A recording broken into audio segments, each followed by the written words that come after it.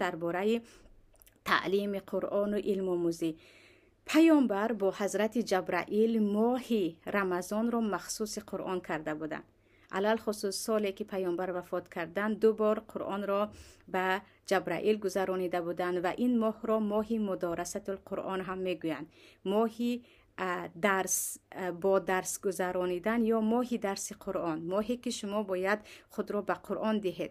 بعد از این هم تمام سال هم، اما علل خصوص در رمضان پیامبر کل قرآن را به جبرائیل یا اینکه حتی قرآن را 2 بار به جبرائیل گذرانیده بودند علیه السلام. برای همین حتما برای قرآن هم وقت جدا کنید. فقط روحانی که در داخل چی هست نه، بیاید به خواندن تفسیر، به خواندن معنای آن یا اینکه به گوش کردن تفسیر و در قرآن الله چی میگوید. همین ماه را ما هم مثل پیامبر صلی الله علیه و سلم برابری روزه و نماز برای قرآن هم وقت جدا کرده باشیم. چیزی دیگر عزیزان، این ماه خیرم هست. پیامبر صلی الله علیه و سلم حدیث عبدالله ابن عباس هست که میگویند در رمضان خیر پیامبر مثل ریح مرسله بود، یعنی بادی فراگیری که همه جا رو فرا میگیرد، همین گونه خیر پیامبر فرا میگرفت، به همه خیرشون میرسید.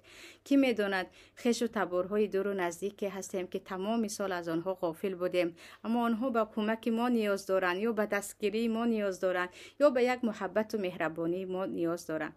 حتما باید از خیری که میکنیم یا از مهربانی که میکنیم به اون خویش و تبار خود هم برسیم و به محتاجان برسیم که این هم سنت است، هم خیری هست که مثل خیر دیگر ماها نیست. یعنی اجر خیراتی که در رمضان میکنید اصلا مثل خیراتی که در غیر رمضان میکنید نیست.